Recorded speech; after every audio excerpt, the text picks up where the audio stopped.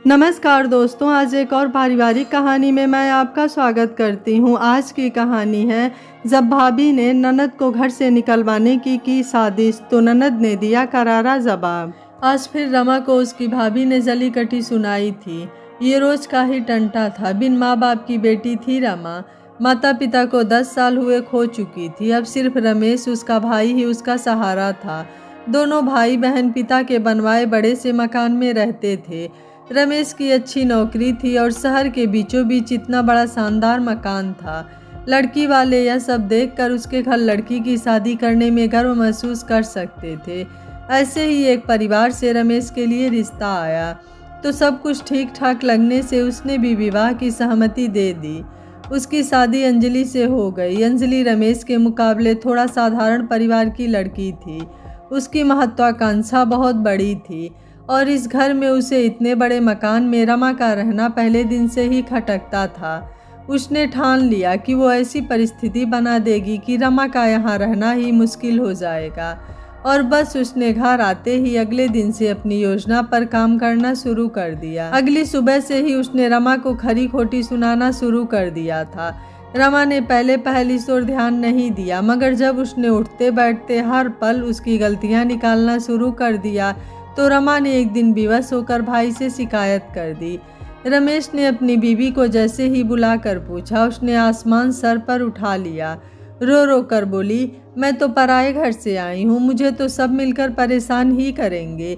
एक आप ही के भरोसे तो मैं अपने माता पिता का घर छोड़कर आई हूँ, मगर मुझे क्या पता था आप भाई बहन मिलकर मेरा जीवन दुश्वार बना देंगे।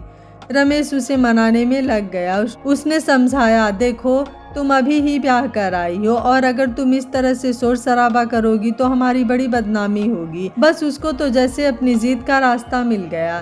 उसने हर रोज नियमित रूप से कलह मचाना शुरू कर दिया। रमेश ने हार कर उसके सामने समर्पण कर दिया। अब तो उसको खुली छूट मिल गई। उसने रमा का जीना दूभर कर डाला। आखिर आज रमा के सब्र का बांध टूट गया। उसने भी मन में कुछ निश्चय किया और बाहर निकल गई। उसने अपनी सहेली सुषमा से मिलकर इस समस्या को हल करने की ठान ली। ऑटो पकड़कर वो उसके घर पहुंची। डोरबेल बजाकर इंतजार करने लगी। दरवाज़ा खुलते ही सुषमा उसे अपने सामने देखकर चौंकी। फिर उससे लिपटकर उसे घर के अंदर ले गई। सोफे पर बैठकर उसने सुषमा से एक गिलास पानी मांगा। सुषमा ने पानी का गिलास उसे देते हुए पूछा, रमा तू आज इधर कैसे भटक पड़ी? तेरी तो मुझे सालों से कोई खबर नहीं मिली। रमा फपक पड़ी। उसने रोते हुए आप बीती सुषमा को सुना दी। सुनकर सुषमा सकते में आ गई। फिर बोली, चलो पहले नाश्ता करते हैं, क्योंकि मैं जानती हूँ कि तू भूखी ही घर से निकल आई है। ऐसा कहकर वो उसे डाइनिंग टेबल पर ले गई। दोनों सहेलियों ने मिलकर नाश्ता किया। अब सुषमा बोली, मुझे सब डिटेल बता। रमा ने सारा किस्सा बताया। सुनकर सुषमा सोच में पड़ गई। फिर उसे याद आया उसके रिश्ते का भाई वकील है। उसने रमा से कहा, रुक मैं अपने मनोज भैया से बात करती हूँ, वो वकील है, हमें सही सलाह देगा। सुषमा ने फ़ोन लगाया, बात की और फिर बोली, ठीक है भैया तुम आ जाओ, रमा अभी यहीं है। उसने रमा को बताया उसके भैया अभी कोर्ट में है, दोपहर में आएंगे, तब बात होगी। रमा घबरा कर बोली, अरे बाप रे, अगर मैं दोपहर तक बाहर रही तो भाभी तो आसमान सर पर उठा लेंगी। पता नहीं मेरे बारे में क्या क्या उल्टा सीधा बोलेंगी। सुषमा बोली, तू घबरा मत, तेरी भाभी को अब सही सबक सिखाएंगे। दोपहर में दोनों सहेलियों ने मिलकर लंच किया। फिर वे मनोज का इंतजार करने लगी। लगभग 2 बजे मनोज आया। मनोज लगभग 28-30 साल का तंदुरुस्त नौजवान था और वो सामाजिक रूप से सक्रिय रहता था। बेसहारा औरतों के उद्धार के कार्य में उसकी विशेष रुचि थी और इस सिलसिले में उसका सभी बड़े अधिकारियों से अच्छा परिचय था। उसकी सामाजिक छवि बहुत साफ सुथरी थी। सुषमा ने रमा से परिचय करवाया और रमा से बोली, तू भैया को सारी बात बता, तब तक मैं चाय बना लाती हूँ। रमा ने रोते रोते मनोज को सारा हाल कह सुनाया। मनोज समझ गया ये सब अंजलि की चाल है, वो रमा को घर से भगाना चाहती है। उसने पूछा, मकान किसके नाम है? तो रमा बोली, शायद अभी तक पिताजी के ही नाम से है, भैया ने नामांतरण की कोई कार्यवाही नहीं कराई है। मनोज ने रमा से मकान की कुछ डिटेल पता करने को कहा।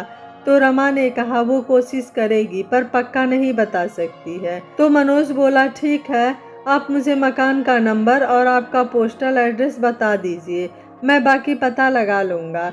रमा ने ये जानकारी उसे बता दी। इतने में सुषमा चाय ले आई। तीनों ने चाय पी। फिर रमा ने विदा ली और ऑटो से घर की ओर चल दी। रास्ते भर वो सोचती रही कि भाभी तो आज आसमान सिर पर उठा लेंगी। इधर सुषमा ने मनोज से पूछा, भैया उसकी कुछ मदद हो जाएगी या नहीं?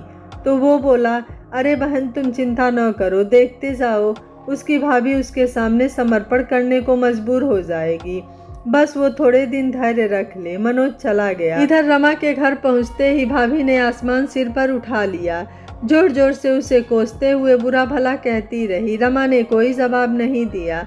शाम को भैया के कान भाभी ने जम कर भरे कि तुम्हारी बहन तो अब घर से बाहर आवारागर्दी करने लगी है, उस पर रोक लगाओ या उसे घर से निकालो, वरना हमारी इज्जत मिट्टी में मिल जाएगी। रमेश ने रमा को बुलाया और उससे पूछा, दिन भर कहाँ रही हो? तो उसने सच बता दिया कि सुषमा के घर गई थी। रमेश सुषमा को जानता था, सो सब समझ गया और अंजलि को उसने समझाया कि वो अपनी सहेली के घर गई थी। मगर अंजलि का माथा तो ठनका हुआ था। वो सोचने लगी कि कहीं ये सहेली का नाम से अपने किसी प्रेमी से मिलने तो नहीं गई थी। मगर रमेश ने तो उसके सामने ही सुषमा से फोन पर पूछ लिया था, सो वह चुप रह गई। एक हफ्ते बाद अचानक सुषमा रमा से मिलने आ गई। अंजलि चौंकी और छुप कर उनकी बातें सुनने लगी। मगर सुषमा तो सब जानती थी, सो वो रमा से सामान्य ही बात कर रही थी। थोड़ी देर में वो रमा को लेकर कमरे से निकली और अंजलि से कहा, भाभी जी मैं रमा को बाजार ले जा रही हूँ। और बिना उत्तर की प्रतीक्षा किए वो रमा के साथ घर से निकल पड़ी। बाहर आकर उन्होंने ऑटो पकड़ा और चल पड़ी। सुषमा उसे लेकर घर आ गई। घर पर मनोज पहले से ही उपस्थित था। उसने रमा को बताया कि मकान आज भी पिताजी के नाम से ही है, अतः उसमें रमा का आधा हक है और वो उसे मिलकर रहेगा। उसने कुछ कागज रमा को दिखाए, उनको पढ़कर दस्तखत करने को कहा। रमा ने पढ़कर देखा, उसमें रमेश के नाम एक लीगल नोटिस था जो मनोज की ओर से भेजा जा रहा था, जिसमें लिखा था उस मकान पर रमा का आधा हक है। सो या तो रमेश आधा मकान खाली कर दे या रमा को उसके हिस्से का उपयोग करने के बदले हर महीने 25,000 रुपया किराया दे तथा पिछले 7 सालों के एरियर्स के रूप में एक मुश्त 21 लाख रुपया हर्जाना दे। मनोज ने रमा से वकालतनामा भी हस्ताक्षर करवा लिया। रमा ने थोड़ा सोचकर सभी दस्तावेजों पर हस्ताक्षर कर दिए। वो वापस घर आ गई। हमेशा की तरह अंजलि ने उसे जी भर कर कोसा। रमा हौले हौले मुस्कुराती रही, कुछ नहीं बोली। तीसरे दिन रमेश अभी काम पर नहीं गया था कि पोस्टमैन स्पीड पोस्ट की डाक ले आया। रमेश ने रिसीव किया और भेजने वाले का नाम देखने लगा। वहाँ मनोज का नाम लिखा था। उसे आश्चर्य हुआ कि उसको किसी वकील ने क्या भेज दिया। उसने लिफाफा खोला और पढ़ते ही उसकी पैरों तले जमीन खिसक गई। वो लीगल नोटिस था जो मनोज ने रमा के वकील की हैसियत से भेजा था। अंजलि से सब्र नहीं हो रहा था। उसने रमेश के हाथ से लिफाफा छीन लिया और लेटर पढ़कर चिहुक पड़ी। उसने रमा को बुरी तरह कोसना शुरू कर दिया। रमा निर्विकार सब सुनती रही। रमेश ने रमा को पूछा, ये क्या है? तो वो बोली, मेरा हक जो इतने दिन से मुझे हासिल नहीं हुआ है। आपकी पत्नी ने पहले दिन से मेरा जीना हराम कर रखा है, उसका जवाब है ये। या तो आप मेरा हिस्सा खाली कर दो या फिर मुझे हर्जाना दो, या मैं कोर्ट से हासिल कर लूँगी। अब ये आप पर निर्भर है कि क्या करना है। रमेश ने सिर पकड़ लिया। इतने पैसे कहाँ से लाएगा? और घर 2 हिस्सों में बंट गया तो कितनी बदनामी होगी। उसने रमा को समझाने की बहुत कोशिश की, मगर रमा के कानों में जू तक नहीं रेंगी। अंजलि की बड़बड़ जारी थी। रमेश तमतमा कर उठा और अंजलि को खींचकर कमरे में ले गया। उसने अंजलि से कहा, देख लिया अपनी करनी का फल, अब कहाँ से लाऊंगा मैं 21 लाख रुपए। अंजलि ने मुंह चलाना चाहा कि मेरे पहचान के वकील हैं, हम इसे फूटी कौड़ी नहीं देंगे। तो रमेश के सब्र का बात टूट गया। वो चिल्ला कर बोला, बेवकूफ़ औरत, तेरी मूर्खता और व्यर्थ की जलन ने हम दोनों भाई बहनों में फूट डाल दी। तेरे अत्याचार सीमा पार कर गए, तभी मेरी सीधी सादी बहन इतना बड़ा कदम उठाने पर मजबूर हुई है। अब तू चुप रह, वरना मुझसे बुरा कोई नहीं होगा। रमेश उस दिन ऑफिस नहीं जा पाया, कमरे में ही पड़ा रहा। उसने कुछ खाया भी नहीं। अंजलि दिन भर बड़बड़ करती रही। अगले दिन तड़के रमेश ने उठकर सबसे पहले अंजलि को जगाया और उससे कहा, तू आज से रमा के प्रति अपना व्यवहार सुधार ले, वरना मैं तुझे मायके छोड़ आऊँगा। सोच ले, फैसला तेरे हाथ में है। अंजलि इस बार रमेश के तेवर देखकर डर गई, क्योंकि उसके मायके की हालत बहुत अच्छी नहीं थी और पिताजी ये सदमा नहीं सह सकते थे, सो उसने चुप्पी साथ लेने में ही भलाई समझी। इधर रमेश ने रमा के कमरे में जाकर उससे माफ़ी मांगी और कहा, बहन, मेरी गलती थी कि मैं तेरी भाभी के द्वारा कही गई बातों का विरोध नहीं करता था। दरअसल मैं उसके द्वारा मचाने वाले क्लेश से डरता था, मगर उससे उसका साहस दिनों दिन बढ़ता ही गया। मुझे माफ़ कर दे। रमा बोली, भैया अब मैं तो कुछ नहीं कर सकती, आप मेरे वकील मनोज जी से बात करें। रमेश ने रमा को मना लिया कि वो उसे मनोज से मिलवा देगी। उसी दिन भाई बहन सुषमा के घर गए। रमेश ने सुषमा से माफ़ी मांगी कि उसने इतने समय तक रमा की हालत पर ध्यान नहीं दिया, सिर्फ अपनी बीवी को मनमानी करने की छूट दी। सुषमा ने मनोज को बुलवा लिया। मनोज के आने पर सुषमा ने परिचय कराया। रमेश ने मनोज से भी वही बातें कही जो उसने रमा को कही थी।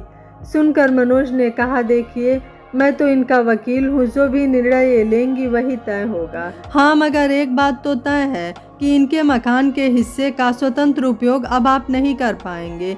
आपको मकान बराबर हिस्सों में बांटना तो होगा ही। हाँ, रमा जी चाहे तो आपको उस हिस्से में जाने की इजाज़त दे सकती हैं, मगर हाँ, इनके हिस्से में आपकी पत्नी का प्रवेश वर्जित रहेगा।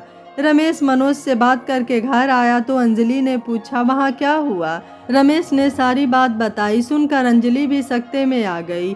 वो मन ही मन में सोचने लगी कि मेरा तो दांव ही उल्टा पड़ गया। अब तो इस मामले में वकील भी आ गया है, कहीं ऐसा ना हो कि नोटिस के अनुसार भुगतान करना पड़ जाए, फिर तो लेने के देने पड़ जाएंगे। सब सोच विचार कर उसने रमेश की बात पर हामी भरने में ही भलाई सोची। वो राजी हो गई। अगले दिन रमेश ने छुट्टी ले ली। रमा को सुषमा को फ़ोन करने का बोलकर रमेश नहाने चला गया। रमा ने सुषमा को बताया कि भाई भाभी अभी थोड़ी देर में तुम्हारे यहाँ पहुँचेंगे। सुषमा ने मनोज से बात की तो उसने कहा, उनको आज आने दो, मैं ज़रूरी कागजात तैयार करा कर लेता आऊँगा। लगभग 1 घंटे बाद टैक्सी से रमेश, अंजलि और रमा एक साथ सुषमा के घर की ओर रवाना हुए। वहां पहुंचने पर सुषमा ने उन्हें बैठक में बिठाया, फिर रमा को लेकर अंदर चली गई।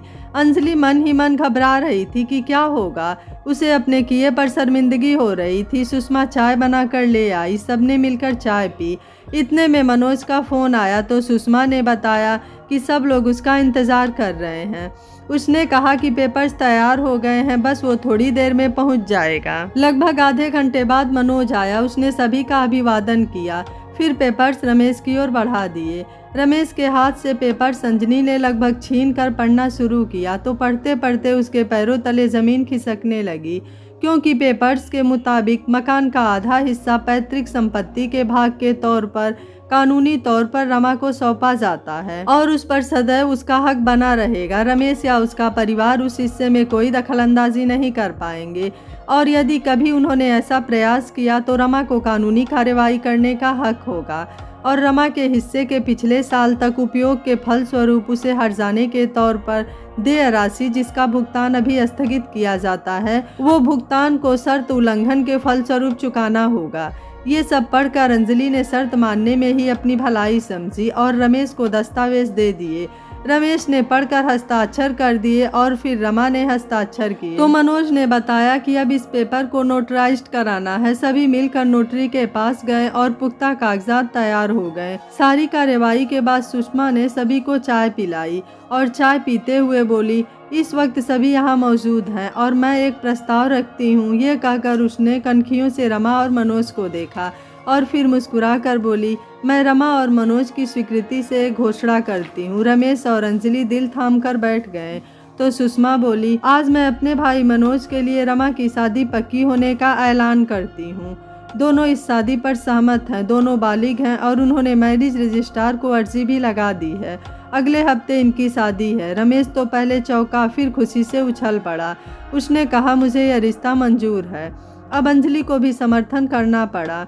समय पर दोनों की शादी हो गई और रमा मनोज के साथ सुखपूर्वक अपने हिस्से में रहने लगी।